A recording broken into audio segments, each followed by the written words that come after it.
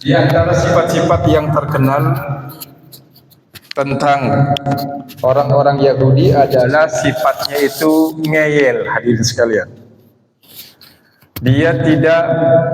Mereka tidak dalam menerima kebenaran sering ngeyel. Misalkan ketika kasus dalam surah Al-Baqarah disebut surah sapi menyembelih seekor sapi, banyak bertanya, apakah sapinya jantan atau betina? Ketika dikatakan sapinya jantan, mereka bertanya lagi, ini sapi pernah dipakai bertani tidak? Pernah dipakai ngeluku tidak? Tidak. Bertanya lagi, warnanya apa? Jadi banyak bertanya. Kata Allah, warnanya kuning keemasan. Barangkali kalau di kita semacam sapi bule, nanya saja dikerjakan tidak. Ini sifat orang Yahudi. Yang kedua, kata Imam Al-Maraghi, mereka menolak kebenaran padahal dalil dan bukti sudah nyata. Mereka percaya tapi tidak diyakini, tidak dikerjakan. Misalkan ketika mereka dua orang Yahudi bertanya kepada baginda Nabi tentang 10 perintah Allah, commandment ini kepada Nabi Musa, disampaikan oleh Nabi Muhammad satu persatu sampai 10.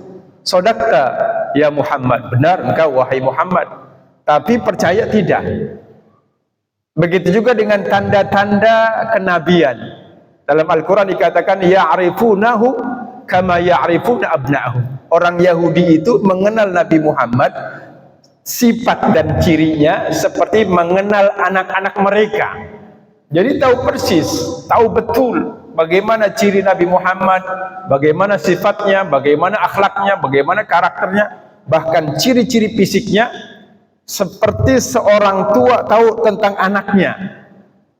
Ibarat kita orang tua, kita punya anak dari masih kecil, tentu kita kenal betul bagaimana matanya, bagaimana anggota tubuhnya, barangkali ada tompelnya, ada tai lalatnya, ada ciri khasnya. Mereka tahu, tapi tidak percaya. Nah, jangan sampai kita memiliki sifat-sifat seperti orang Yahudi ini. Lalu siapa bangsa Yahudi? Sebagaimana pernah sedikit kita sampaikan di sini, adalah suatu bangsa yang lazim disebut sebagai Bani Israel atau Ibrani. Dalam Al-Quran mereka dikenal dengan Ahlul Kitab. Jadi beberapa nama, atau kaum Musa. Dalam beberapa hadis disebutkan sebagai Ibraniun atau juga Bani Israel. Apa itu Bani Israel? Bani artinya keturunan. Bani Adam, keturunan Adam. Bani Israel, keturunan Israel. Siapa Israel? Israel nama lain dari Nabi Yakub. Jadi keturunan Nabi Yakub yang memiliki 12 putra.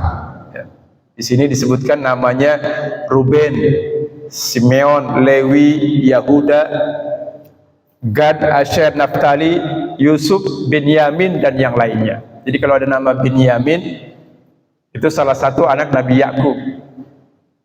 Ruben, misalkan Ruben Onsu, ini orang non-Islam ya, artis, orang Kristen. Nah, ini mengambil dari nama di dalam kitab Taurat. Jadi Alkitab yang dimiliki oleh orang Kristen hari ini itu terdiri dari dua bagian. New Testament bagian pertama, bagian kedua. Bagian pertamanya adalah Old Testament, Perjanjian Lama dan Perjanjian Baru. Perjanjian Lama ini adalah bagian dari kitab Taurat. Sama persis dengan kitab-kitab orang Yahudi. Tapi ada beberapa urutan yang berbeda. Lalu hadirin sekalian, berdasarkan data Jewish Virtual Library pada tahun 2022, orang Yahudi ini hingga hari ini sedikitnya populasi mereka berjumlah 15.250.000 jiwa di seantero dunia, 15 jutaan jumlah orang Yahudi. Nah, ketika mereka mengklaim bahwa tanah Palestina adalah warisan leluhur mereka, itu tidak benar. Kenapa? Karena Palestina ini sejak dulu awal kehidupan dan peradaban umat itu bermula di sana. Di Timur Tengah itu, di Palestina ini, di Baitul Maqdis ini. Dan orang Yahudi ketika itu tidak ada. Maka kalau diklaim ini adalah tanah leluhur mereka, itu tidak bisa dibenarkan baik secara sejarah maupun secara data hitam di atas putih kepemilikan tanah. Kalaupun mereka mau mengklaim, dulu mereka pernah hidup ada di Mesir. Anak cucu keturunan Bani Israel ini adanya di Mesir, yaitu di saat Fir'aun berkuasa. Makanya dalam Al-Quran dikatakan di sini, A'udzubillahi minasyaitonirrajim wa idh najjainakum. Dan ingatlah ketika kami, kata Allah, menyelamatkan mereka min ali Fir'aun, dari keluarga Fir'aun, yasumunakum su'al adzab, yang memperlakukan kalian dengan perlakuan yang sangat menghinakan, sangat memprihatinkan, sangat mengazab. Apa diantaranya? Yudzabbihuna abna'akum, Fir'aun ini menyembelih anak-anak kalian, wa yastahyuna nisa'akum, dan membiarkan kaum perempuannya hidup. Wa fi dzalikum bala'un min rabbikum 'azim, ini adalah ujian dari Tuhan kalian yang cukup berat. Jadi Bani Israel adanya itu di zaman Nabi Musa, tinggalnya di Mesir. Karena Nabi Yakub eksodus bersama 12 anaknya ke Mesir ketika Nabi Yusuf menjadi Perdana Menteri. Kalaupun mereka mau mengklaim itu, padahal nabi-nabi ini adalah beragamanya percaya kepada Allah dan utusan yang dikirim oleh Allah, tapi mereka tidak percaya kepada Nabi Muhammad. Nah, ini sekedar kilas balik tentang Yahudi ketika mereka mengklaim seperti itu. Karena hingga hari ini hadirin, jumlah ini barangkali sebagian kita ada yang terlupa atau melupakan karena sudah hari ke-90, ya, sudah 3 bulan perjuangan saudara kita yang ada di Palestina yang dibombardir.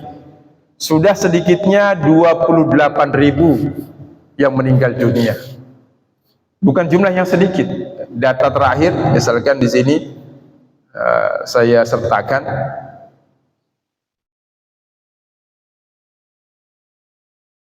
Ini tahdis li ahammil ihsaiyat al-muta'alliqah bil harbil wahsyiyah. Ya. Data-data terbaru, statistik terbaru yang terkait dengan peperangan yang sangat kejam, ya, yang buruk, wahsy. Apa yang terjadi di Palestina? Ini hanya di Gaza, belum di tepi barat, di Difa Gharbiyah. 87 ini data per 1 Januari. Sekarang sudah hari ke-93. Sudah 3 bulan lebih 3 hari. Di sini dikatakan terjadi 1838 pengeboman, penyerangan, pembunuhan. 28.978 syahidan wa mafqudan. Ada 28.978, ya, hampir 29.000 meninggal dunia, dan diantaranya 7.000 di bawah puing-puing reruntuhan yang tidak bisa dievakuasi. 21.978 syahidan mimman wasalu ilal mustasfa. Jadi 21.000 lebih dilarikan ke rumah sakit, mati semua sebagai korban yang tidak bisa tertolong. 9.280 syahid minal atfal, anak-anak meninggal dunia. 9.280 anak-anak, bayangkan. 6.600 kaum perempuan minan nisa. 326 tenaga medis, dokter saja ditembak, dibunuh, ya, dipenjara.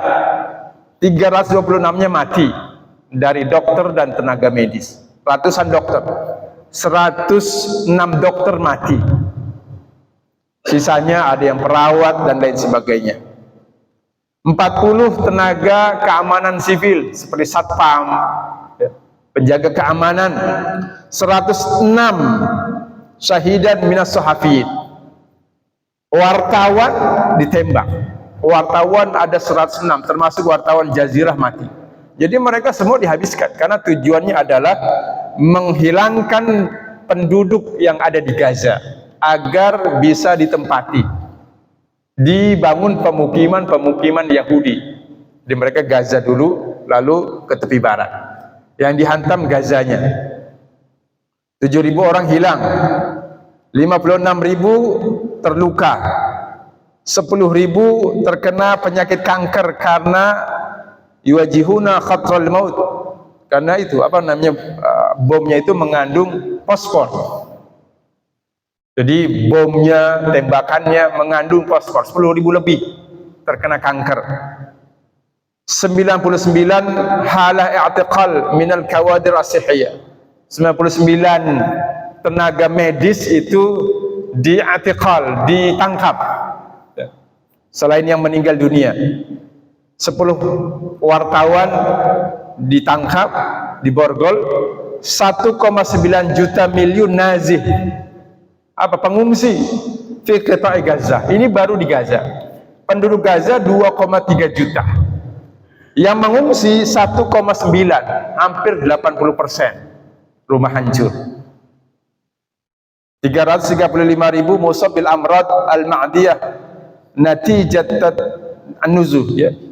Ini efek dari pengungsian yang tidak sehat karena di sana musim dingin dan terjadi banjir, hujan. Itu penyakit-penyakit ya, lingkungan yang menular, diare dan semisalnya. 93 madrasah dan universitas itu dihancurkan total. 292 rusak sebagian. 120 masjid hancur. 120 masjid hancur. 212 lainnya rusak separuh. 3 gereja hancur. Jadi ini bentuk kejahatan orang-orang Yahudi. 65.000 ton bahan peledak sudah dilemparkan ke daerah Gaza. 65.000 ton. Ini lebih besar dari tragedi Hiroshima dan Nagasaki. Ini dalam 3 bulan ini, hadirin sekalian. Maka kalau dilihat kenapa mereka begitu benci, didominasi oleh faktor politik dan ekonomi. Di antara pemicu awalnya selain faktor agama. Jadi Nabi paham betul karakter orang Yahudi. Ketika Nabi datang ke kota Madinah, di tahun pertama Nabi membuat kesepakatan yang disebut dengan Piagam Madinah. Itu di tahun pertama. Suku-suku asal Aus dan Khazraj, termasuk penduduk Madinah, itu duduk bersama, sama rata, haknya sama, kewajibannya sama dalam membangun daerah tersebut. Awalnya mereka orang-orang Yahudi, ya, Bani Qainuqa. Mereka ada 3 suku, Bani Quraizah dan Bani Nazir. Itu Yahudi-Yahudi yang ada di Madinah. Mereka senang Nabi datang, tapi akhirnya mencaci. Kenapa? Karena dianggap tidak terlalu berpihak kepada mereka. Jadi antara Yahudi sendiri bertengkar, antara Yahudi Bani Nazir dengan Bani Quraizah di satu sisi, dengan Bani Qainuqa di sisi yang itu perang. Ya, berantem. Yang melerai dan menyatukan itu Nabi kita yang mulia. Akhirnya mereka membuat makar. Tidak puas dengan kebijakan Nabi, ya, berdusta, bikin sindikat, bikin makar, menghasut orang-orang Mekah untuk menyerang kota Madinah. Itu pekerjaan orang Yahudi, hadirin sekalian. Makanya di dalam tafsir, misalkan di sini tafsir Imam Al-Qurtubi dikatakan, bagaimanapun Nabi memberikan bukti kebenaran, orang Yahudi itu tidak akan pernah percaya, tidak akan pernah cukup bukti kebenaran yang disampaikan oleh Nabi. Nah, di antara sifat orang-orang Yahudi yang perlu ditinggalkan, di antara yang penting adalah peringatan Al-Quran bahwa mereka tidak akan pernah senang. Walan tarda, ridho itu senang. Mereka tidak akan pernah senang, pernah suka. Angkal Yahudu walan Nasara hatta tattabi' millatahum, hingga mereka, ya, membuat kita mengikuti ajarannya. Jadi sudah ditegaskan, bagaimanapun orang Yahudi dan Nasrani itu tidak akan pernah rela. Yang kedua, firman Allah itu, jangan jadikan mereka pemimpin. Orang Islam, pemimpinnya orang Islam. Jangan orang-orang yang tidak berpihak kepada agama. Makanya dikatakan, ya ayyuhalladzina amanu, karena masa depan akhirat, la tattakhidhu al-yahuda wan nasara awliya'a ba'duhum awliya'a ba'din. Kata Allah, jangan kalian angkat, kalau dalam urusan dunia semisal perdagangan silahkan, tidak ada larangan, jual beli silahkan, kecuali jual beli yang pada ujungnya ini menghantam umat Islam, seperti orang Yahudi, beberapa produknya dipergunakan untuk menyerang agama kita. Nah, ini perlu diantisipasi. Bahkan genosida hari ini, al-ibadah namanya dalam bahasa Arab, al-ibadah, bukan pakai ain, pakai alif. Ibadah jamaiyah, genosida massal. Itu mereka rumah-rumah orang-orang Palestina itu ditembakin, penduduknya ditembak, dimatiin, hartanya dijarah. Sedikitnya ada 5 juta dolar yang diserahkan kepada kas negara Israel dari uang yang mereka ambil dari rumah-rumah Palestina. Ada yang dibom dan sebagainya, hartanya ini emasnya diambil, dan orang-orang yang mengungsi ini dijaga. Di dalam pengungsian ini diperiksa, siapa yang bawa tas, tasnya diambil, emasnya diambil. Biasanya orang mengungsi kan membawa barang-barang berharga yang praktis bisa untuk digunakan langsung, membeli barang dan sebagainya, itu diambil semua, emasnya, uangnya. Hadirin sekalian, ada yang individu mengambil, ada yang sebagian diserahkan kepada kas negara Israel. Dalam pemberitaan yang disiarkan oleh mereka sendiri, sedikitnya sudah 5 juta dolar lebih diserahkan kepada kas negara.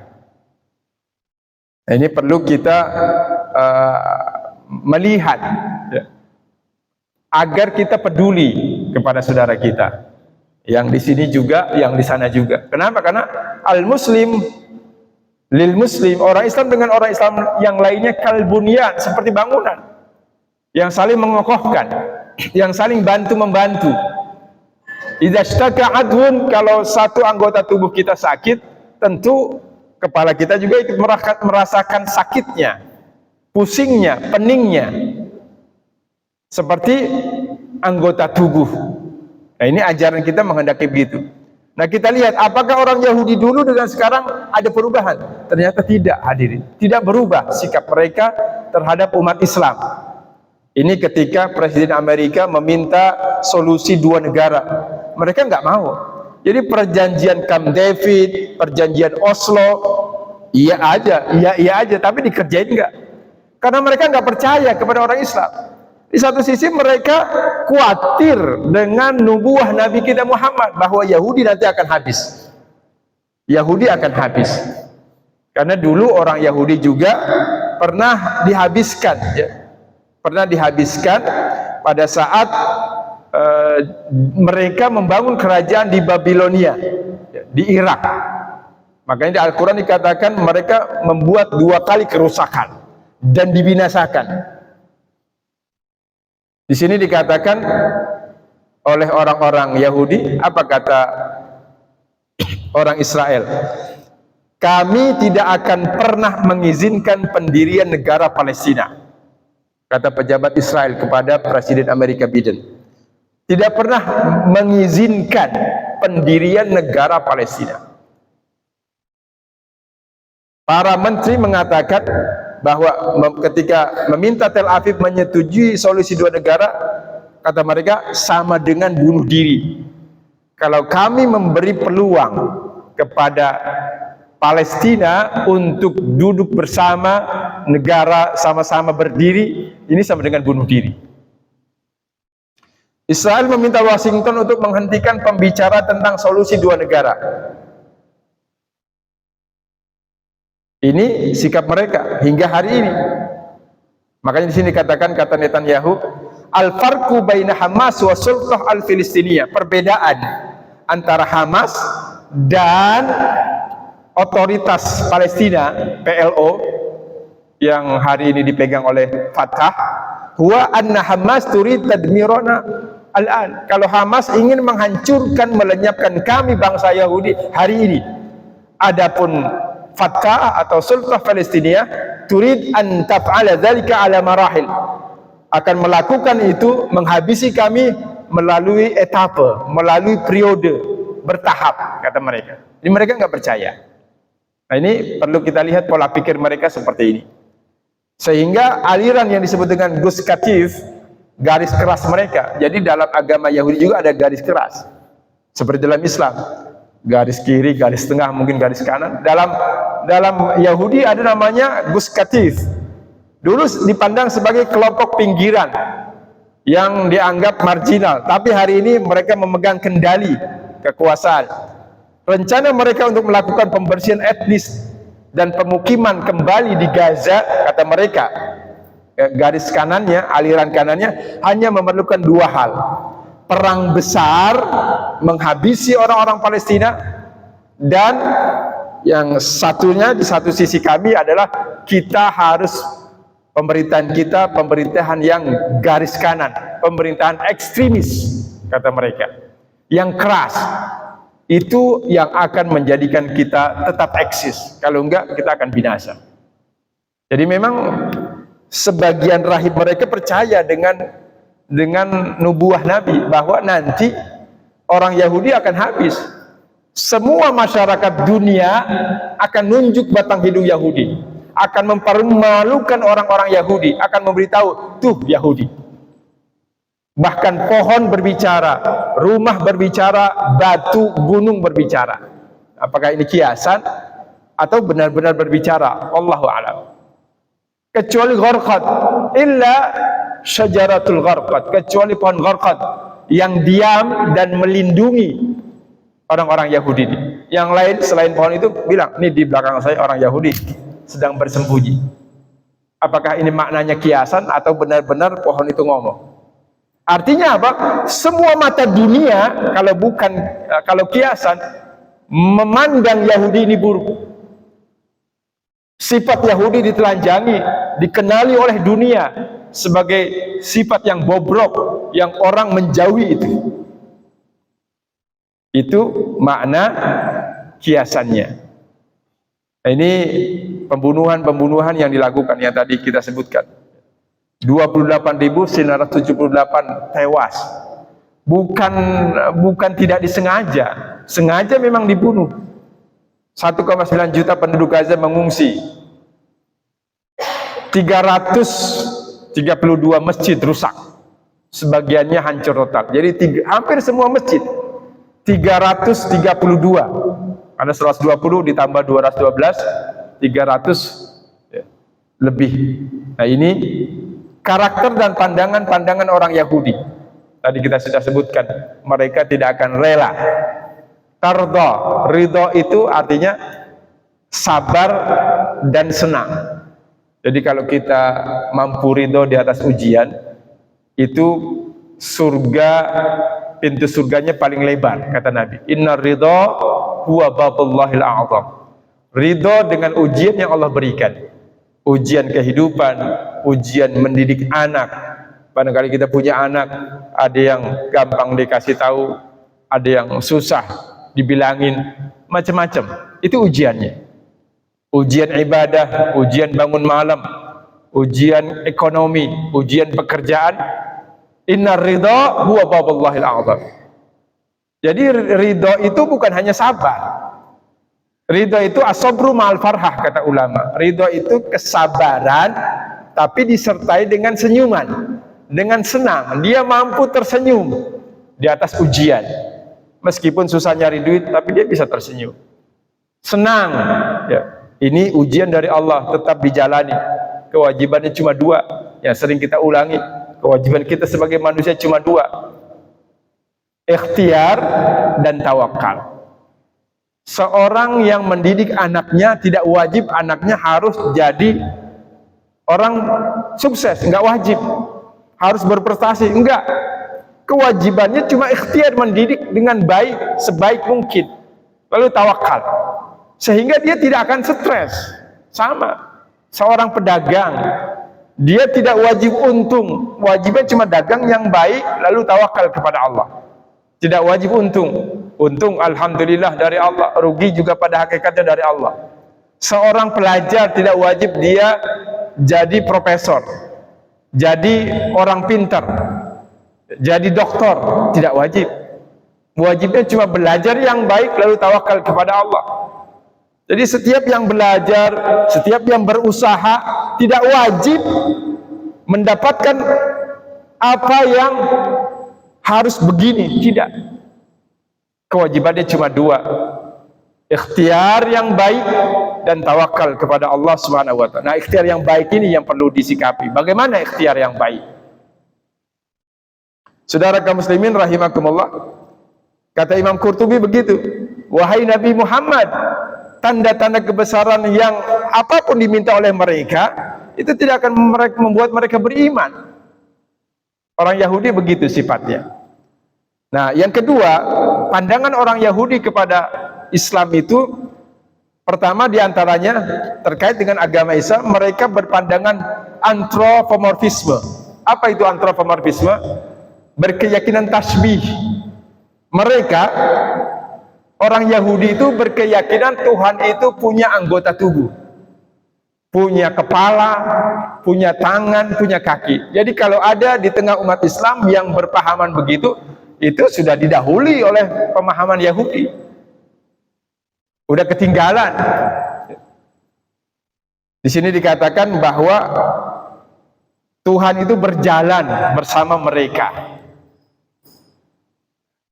Bahkan kata mereka, di sini dikatakan mereka telah melihat Tuhan Israel yang di bawah kedua kakinya terdapat seperti potongan akik biru.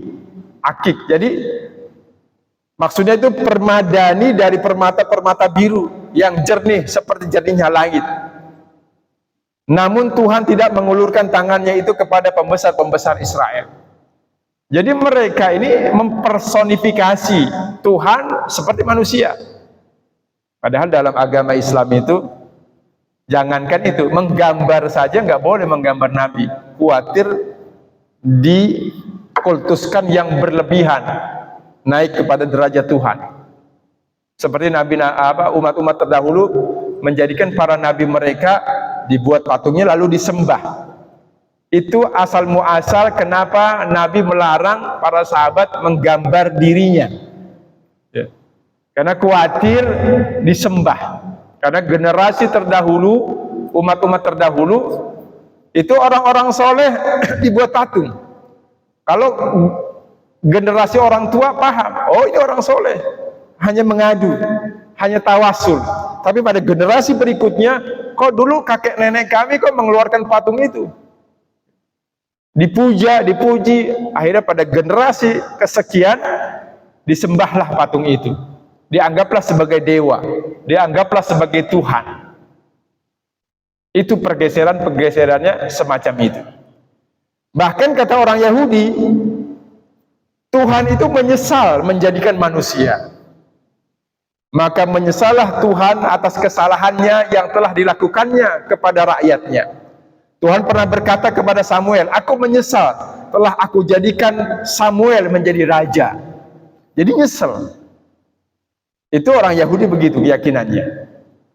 Berikutnya, sikap orang Yahudi kepada Nabi yang mulia, Nabi kita Muhammad alaihissalam, mereka percaya kepada Nabi dan Rasul, tetapi giliran kepada Nabi Muhammad nggak percaya. Jadi Tuhan mereka itu namanya Yahweh, Yehova. Yahweh ini dari bahasa Ibrani, dekat dengan bahasa Arab, Yahu, yang dia, Tuhan yang itu. Yahwa, Yahwa itu nama Tuhan. Lidah orang Barat nyebutnya Yahweh. Orang Arab, orang Arabnya, orang Baratnya Yehova. Mereka percaya kepada kitab suci, tetapi giliran kepada Al-Quran, kepada umat Islam, mereka tidak percaya.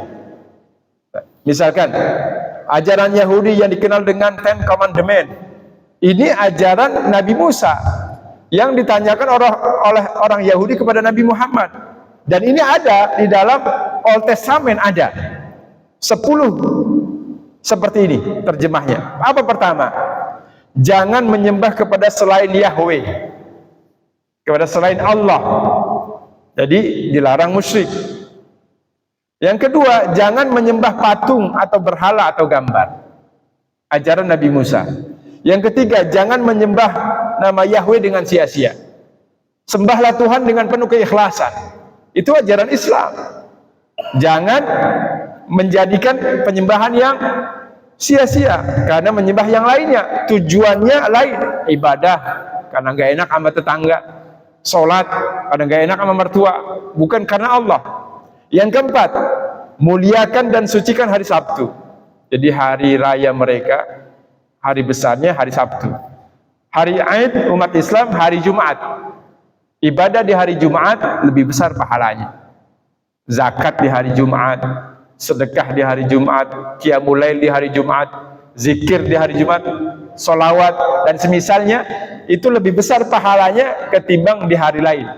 Jadi malam Jumat dan hari Jumat itu pahala kita istighfar, sholat sunnah, zikir, sedekah, membantu orang yang membutuhkan, kejujuran, keadilan, itu lebih besar pahalanya.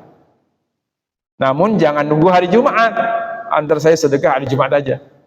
Kalau umur panjang, kalau meninggal dunia, tahu-tahu dia meninggal terlambat.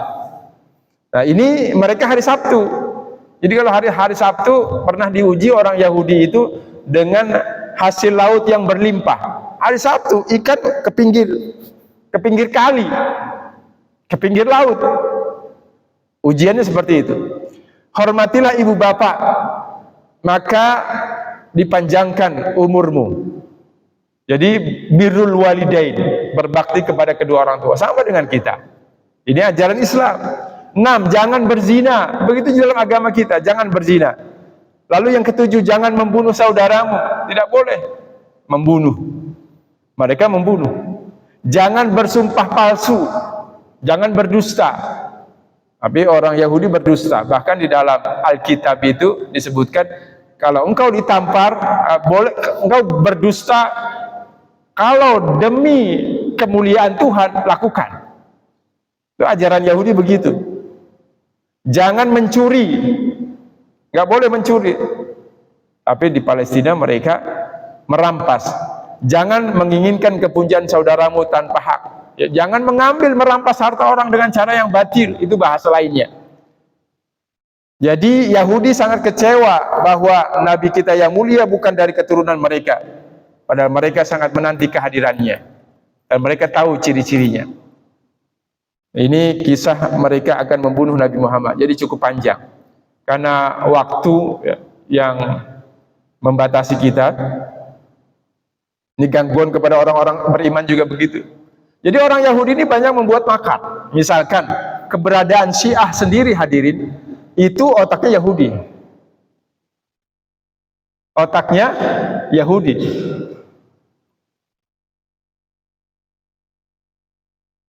Abdullah bin Sabah itu berdirinya ajaran Syiah itu diinisiasi oleh mereka. Bahkan ketika sahabat mulia Ali bin Abi Thalib masih hidup, itu yang mendompleng kebesaran Ali itu Syiah, Yahudi. Bahkan orang-orang Yahudi bagaimana agar Sayyidina Ali ini dituhankan. Jadi orang-orang Syiah dulu percaya bahwa wahyu itu salah turun. Ya, mestinya turun kepada Nabi Muhammad. Nah, ini keblinger. Mestinya turun kepada Sayyidina Ali, bukan kepada Nabi Muhammad. Bahkan ada segelintir orang Syiah hingga hari ini ada yang percaya itu. Seperti dalam beberapa bukunya istrinya orang Bandung itu, Jalaluddin Rahmat punya istri, berpaham begitu. Sedianya wahyu salah turun katanya. Kalau begitu jangan beragama Islam aja kalau salah turun. Lalu menghimpun, ya, ini orang-orang Yahudi. Bahkan orang Yahudi ini ketika terbunuhnya Sayyidina Utsman, Itu menuduh Sayyidina Ali yang membunuh, padahal mereka yang membunuh.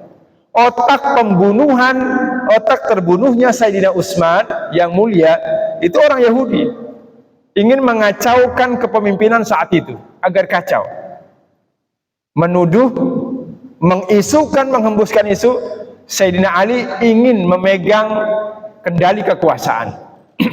Itu orang Yahudi. Jadi mereka tidak habis-habisnya. Yang pura-pura sholat, orang-orang munafik itu orang-orang Yahudi. Yang memalsukan hadis, orang-orang Yahudi. Nah, ini pertanyaannya, berubahkah perilaku orang-orang Yahudi di zaman sekarang? Mereka tidak memiliki tempat tinggal yang pasti. Ya, dalam sejarahnya mereka pindah-pindah, eksodus. Dan tanah-tanah mereka jual. Ada yang mereka tinggalkan. Nah, tahun 1948 orang-orang Yahudi memproklamirkan berdirinya negara Israel. Ya, ketika sebelumnya Inggris itu membuat semacam narasi mempersilahkan untuk masuk ke Palestina. Saat itulah negara-negara Arab terpecah. Ya. Ada yang mendukung Inggris, mempersilahkan orang Israel masuk, di antaranya kerajaan-kerajaan yang ada di Arab hari ini. Itu gadainya, imbalannya adalah diam atas masuknya orang-orang Yahudi ke Palestina. Di sini dikatakan oleh Dr. Basan Nahad-Jarrar memperkirakan kehancuran Palestina, kehancuran Israel itu tahun 2023, tapi meleset. Di sini dikatakan dalam Al-Qur'an, a'udzubillahi minasyaitonirrajim, wa qadayna ila bani Israila fil kitabi latufsidunna fil ardi marratain. Kata Allah, telah aku tetapkan, wa qadayna ila bani Israil, telah aku tetapkan kepada Bani Israel di dalam Alkitab. Nah, Alkitab ini ulama berbeda. Apakah Alkitab ini kitab-kitab orang Yahudi ataukah kitab Lauhil Mahfuz? Sebagian mufasir mengatakan Allah tetapkan di Alkitabnya Lauhil Mahfuz, di qada dan qadarnya Allah. La tufsiduna fil ardi marratain, bahwa Bani Israel ini akan membuat kerusakan dua kali. Wala ta'lunna 'uluwan kabira, wala ta'lunna, dan mereka akan sungguh-sungguh, kata Allah, menyombongkan diri dengan kesombongan yang besar, yang tinggi. 'Uluwan kabira, ya, kesombongan yang sangat. Nah, ini kapan mereka membuat kerusakan? Ya, jadi dalam sejarah, kitab-kitab sejarah yang ada diwarisi oleh umat manusia, disebutkan oleh para ulama, setelah wafatnya Nabi Sulaiman, bangsa Yahudi terpecah menjadi 12 suku. Semuanya selalu membuat kerusakan, yang pada akhirnya mereka diserang oleh bangsa Mesir. Lalu kedua diserang oleh bangsa Assyria pada tahun 586 sebelum Masehi. Bangsa Babilonia menghancurkan kerajaan Israel di bagian selatan. Inilah kehancuran pertama mereka. Itu pertama, kata para ahli sejarah, kehancuran pertama mereka kerajaan Israel yang ada di Irak Selatan, di Babilonia Selatan, pada tahun 586 sebelum Masehi. Menghancurkan kerajaan Israel. Setelah kehancuran ini tidak ada lagi kekuatan besar orang-orang Yahudi. Jadi orang Yahudi tidak memiliki pemerintahan, tidak memiliki pemimpin, tidak memiliki kerajaan. Sampai kemudian tahun 1948 mereka mendeklarasikan negara Israel. Jadi dari narasi Balfour, ya, yang dibuat oleh Inggris kepada tokoh-tokoh Israel. Awalnya mereka ingin pindahnya itu ke Argentina karena kebijakan imigran yang mudah. Lalu nggak jadi. Yang kedua ke Afrika, juga gagal dalam rapat besar mereka. Nah, ini kata Allah, fa idza jaa wa'du ulahuma, fa idza jaa wa'du ulahuma, kalau sudah datang, kata Allah, saat hukuman bagi kejahatan pertama dari kedua kejahatan mereka, Jadi ini ketetapan Allah. Ketika datang saat hukuman, fa idza jaa wa'du ulahuma ba'asna 'alaikum 'ibadan lana uli ba'sin syadidin fajasu khilalad diyar wa kana wa'dan maf'ula. Yang perlu digarisbawahi adalah diantaranya ini adalah janji yang pasti terlaksana. Wa kana wa'dan maf'ula. Jadi kebinasaan Bani Israel 2 kali ini pasti terjadi. Udah Allah tetapkan. Fa idza jaa wa'du ulahuma. Dan ketika datang janji pertama dari 2 janji yang telah Allah tetapkan, berupa apa? Ba'asna 'alaikum ibadan lana, akan kami utus hamba-hamba kami uli ba'sin syadidin, hamba-hamba kami yang mempunyai kekuatan yang besar, kesabaran yang besar, ketangguhan, kekokohan, keuletan. Apakah hamba-hamba Allah yang kedua ini, apakah Hamas? Wallahu a'lam. Karena memang antara Hamas dan Fatah ini yang bergerilya ini itu dari Hamas, dan Hamas punya terowongan, hadirin. Panjang terowongannya itu sampai 500 km. Padahal panjangnya Gaza cuma 43 kilo. Tapi terowongannya menurut tokoh terkemuka Hamas, Yahya Sinwar, itu 500 km. Nah, kapan ini akan binasa? Kata pendiri Hamas, Syekh Ahmad Yasin, yang meninggal dalam kursi roda di bom itu tahun 2024. Itu awal keruntuhan Israel. Ini prediksinya Syekh Ahmad Yasin. Kalau melalui siklus sejarah, kata Syekh Ahmad Yasin, siklus sejarah peradaban Bani Israel, dia akan mulai runtuh tahun 2024. Kalau memang itu benar, berarti tahun depan. Nah, apakah kiamat sudah dekat? Bahasa agama itu, dalam bahasa hadis, kiamat itu perlu nanti ada kepemimpinan Imam Mahdi selama 7 hari. 7 hari ini bisa bermakna 7 abad. Karena yamun 'inda rabbika ka'alfi sanatin mimma ta'udun. 1 hari di sisi Tuhanmu itu seperti 1000 tahun di sisi Allah. Artinya apa? Karena memang siklus peradaban kejayaan itu tidak jauh dari 7 sampai 8 abad. Dan bahasa hadis menyebutkan bahwa Imam Mahdi akan berjaya 7 sampai 8 hari. Seperti itu. Ini menurut Syekh Ahmad Yasin. Sebagai penutup, barangkali ini diantara video-video bagaimana terjadi peperangan ya, di tengah mereka. Ini salah satu terowongan. Jadi ada 500 kilo sebesar ini di bawah Gaza. Ini yang sudah ditemukan oleh orang Israel. Tapi kata mereka, itu baru sebagian kecil yang sudah kami tinggalkan, kata mereka. Jadi ada muat mobil, ada tempat rapat, penyimpanan bom. Ini penyerangan yang dilakukan oleh orang Hamas. Begini bentuk peperangannya. Keluar dari bawah tanah, tembak, kayak game.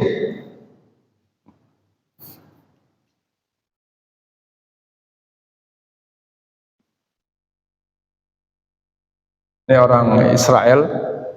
Jadi betul-betul wasaltu mutaakhirin. Kata Hamas, kalian datang terlambat.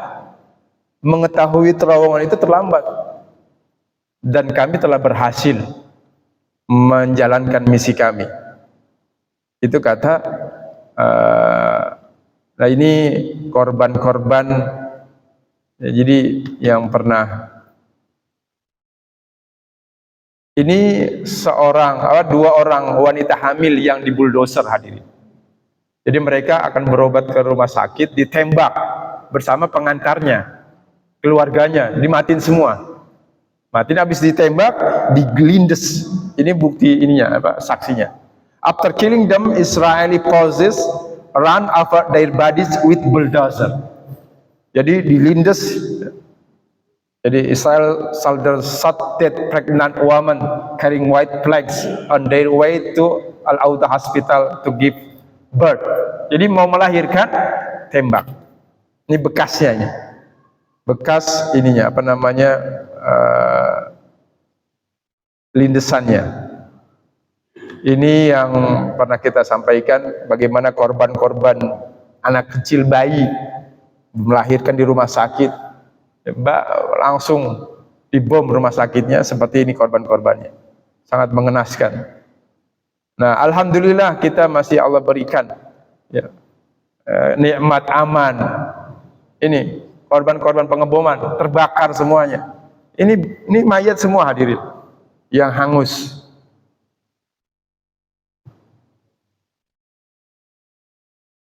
Ini mayat-mayat di jalan-jalan. Jadi mayat di jalan-jalan seperti ini.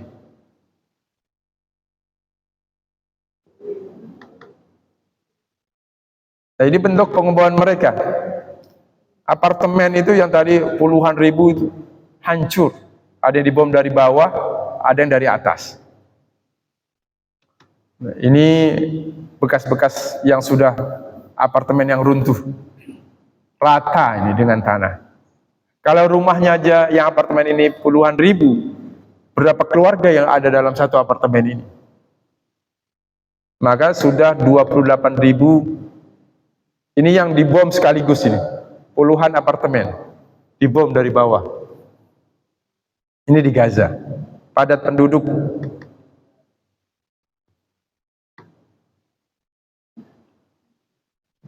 Jadi mereka ditelanjangi, ini orang-orang tuanya, bahkan anak-anaknya, tanpa berpakaian di musim dingin seperti ini. Memperlakukan manusia seperti bukan manusia. Warga sipil seenaknya. Nah, ini bentuk contoh penyerangan yang dilakukan oleh Hamas seperti ini. Sekedar kita melihat. Ini bentuknya begini, mereka keluar dari terowongan bawa namanya tandem atau Eliasid 105 RPG, betul.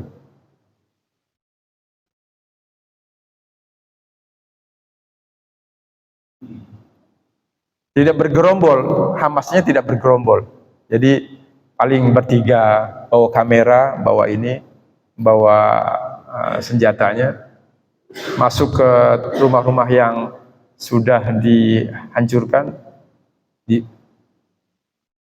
Menurut pengakuan Israel, itu 20.000 tentaranya cacat. Tentara Israel, sedikitnya. 2.500 diamputasi. Jadi ada perlawanan, cuma kita nggak tahu apakah Hamas ini mampu bertahan, karena sebagian terowongannya sudah diketahui, sebagian. Ini bentuk-bentuk peperangannya begini. Bahkan dari jarak nol ya, ditembak dan lain sebagainya.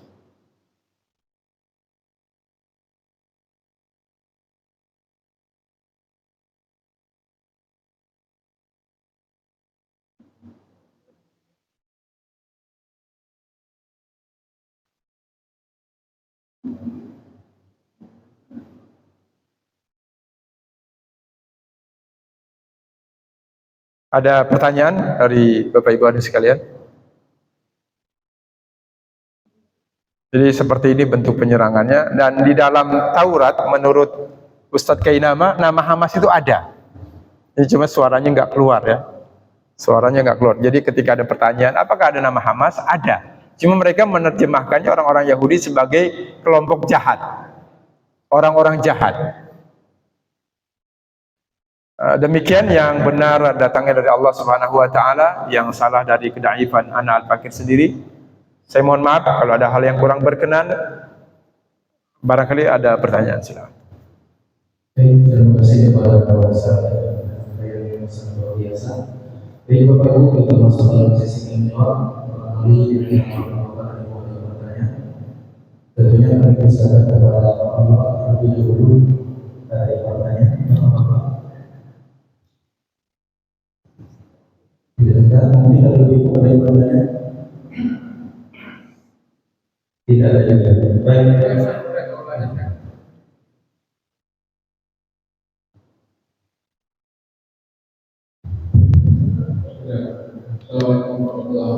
Salam. Kita melihat beberapa bulan ini kan luar biasa yang dilakukan ini masalah seperti tidak ada perasaan hujan itu kan nggak ada dulu bahkan pada sekolah kita yang lagi tidak punya senjata itu langsung rasa manusia itu hilang pasti ada semacam apa namanya revolusi yang saya tahu tidak saja di Israel yang mereka memang menganggap manusia di luar Yahudi itu apa. Jadi ada semacam fundasi pikiran yang mengarah bahwa mereka itu telah berbuat manusia lain. Boleh disebutkan juga telah tahu kenapa ya di ajaran mereka yang bisa membuat manusia itu hilang rasa manusia.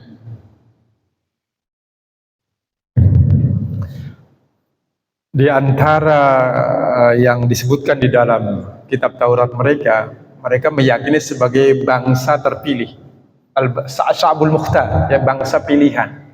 Dan selain mereka adalah budak.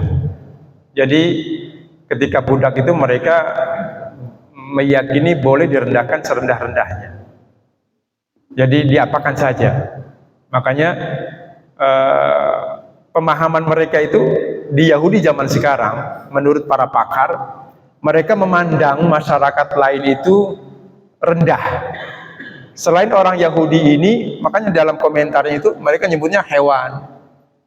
Kalau kita lihat di telegram orang Yahudi sendiri, bahwa mereka itu hewan, kata mereka.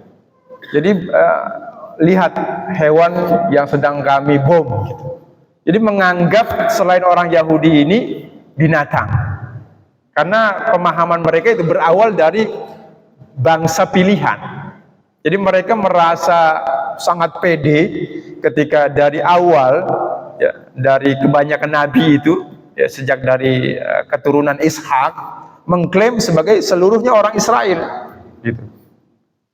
Dan kami memang masyarakat atau makhluk yang dimanjakan oleh Tuhan, dimuliakan oleh Tuhan. Gitu.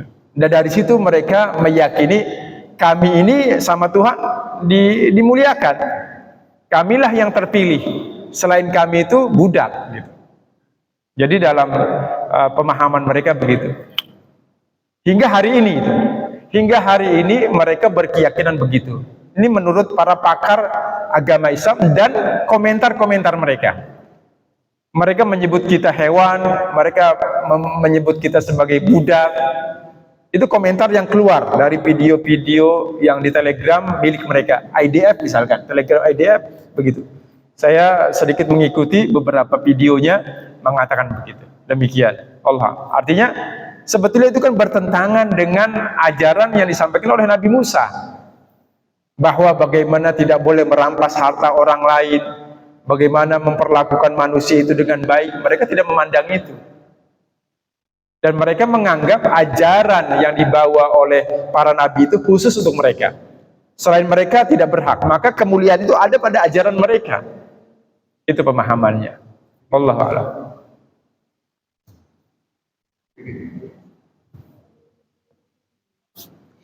Ini menyambung pertanyaan Pak.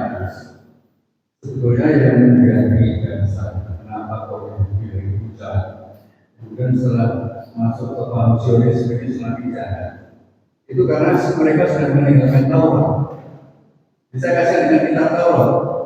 Para rabi itu meninggalkan kitab Taurat, kemudian membuat kitab baru yang namanya Talmud. Jadi di Talmud itulah muncul. Kalau kita baca Talmud itu banyak ayat-ayat yang aneh. Misalnya, kita harus lebih menghormati pendapat rabi daripada pendapat Tuhan.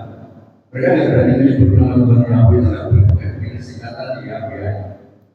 Terus kemudian makhluk selain bangsa Yahweh adalah Goyim yang berada dulu. Terus kemudian Tuhan pernah dikalahkan oleh orang Yahudi. Tuhan pernah lagi yang muncul-muncul lagi sebenarnya kita bukan di Taurat. Jadi Taurat itu sekarang hanya diatur beberapa kelompok yang begitu. Sedang sebagian besar paham sulis itu kenapa dijelaskan karena mereka mengikuti Talmud yang lebih mereka hormati, mereka pakai, mereka hargai daripada kita Taurat. Makanya mereka kemudian meninggalkan seluruh perintah Allah tadi dan pemanasan tadi antara karena pengaruh dari pendapat Nabi di Talmud tadi. Mungkin waktu itu sudah ada dalam terjemahan. Saya yang Tauratnya saya Taurat dari Allah. Tapi firman Allah tidak diikuti, malah mengikuti pendapat para nabi-nabi mereka. Terima kasih. Ya, terima kasih. Ya, demikian karena memang di Taurat sendiri, di Alkitab itu kan ada dua bagian. Itu juga terjadi penyimpangan. Misalkan di dalam perjanjian lama, kalau di dalam kitab itu Nabi Daud mabuk-mabukan. Jadi ada sisipan-sisipan yang sudah direkayasa. Lalu Nabi Daud merampas istri prajuritnya misalkan. Jadi Uria, salah satu prajuritnya itu punya istri namanya Batsheba. Itu Uria disuruh perang di laga paling depan, baris terdepan, dengan maksud agar Nabi Daud bisa menikahi Batsheba ini. Itu dalam perjanjian lama yang ada di Alkitab. Artinya Taurat sendiri itu sudah dikotori. Betul tadi yang disampaikan Pak Wisnu bahwa terjadi penambahan-penambahan dalam kitab-kitab suci mereka. Utamanya di Talmud, juga terdapat dalam Taurat. Seperti misalkan Taurat yang bukan Taurat yang zaman Nabi Musa tentunya. Seperti misalkan Nabi Sulaiman atau Nabi Daud ya, mabuk-mabukan. Jadi di dalam Taurat disebut Nabi Daud mabuk-mabukan, menenggak minuman-minuman keras. Atau para nabi ini misalkan merampas istri atau memiliki selir yang sangat banyak. Ini terjadi seperti itu. Demikian. Terima kasih kepada Pak Wisnu dan Pak Yagus atas tambahannya. Itulah kehebatan agama kita yang terjamin. Kalau agama-agama lain kitab sucinya ada sisipan-sisipan dan ditulisnya jauh setelah para nabi wafat, misalkan Injil misalkan, bukan Injil ya, orang menyebutnya Injil orang kita, padahal itu bukan Injil. Perjanjian baru, apakah dari Markus, Lukas, Yohana, ini ditulis 227 tahun setelah wafatnya Nabi Isa, kitab sucinya. Sedangkan kalau Al-Quran di saat turun, di saat itu Nabi memberitahu kepada para sahabat, dibawa dalam sholat, ditulis, diulang-ulang dalam sholat, dihafal dan lain sebagainya. Jadi ketika Nabi hidup sudah paten, sudah terjamin. Jadi jauh sekali dengan ajaran agama yang lain. Ini yang perlu kita syukuri. Makanya inna dina 'indallahil Islam. Agama yang Allah percaya, yang Allah ridhoi, yang Allah akui hanya Islam, karena dijamin. Bahkan wa may yabtaghi ghairal islami dinan, siapa yang mengharapkan selain Islam fala yuqbala minhu, tidak akan diterima di akhirat. Bagaimanapun baiknya dia, kalau tidak punya agama Islam, tidak yakin kepada Allah dan Rasulnya, itu tidak punya penampung kebaikan. Wa huwa fil akhirati minal khasirin, di akhirat orang yang merugi. Demikian, mohon maaf cukup panjang. Sekali lagi yang benar datang dari Allah Subhanahu wa taala, yang salah dari kedaifan saya sendiri. Terima kasih buat yang tadi menambahkan informasi yang sangat berharga. Billahi taufiq wal hidayah wal ridha wal hidayah. Assalamualaikum warahmatullahi wabarakatuh.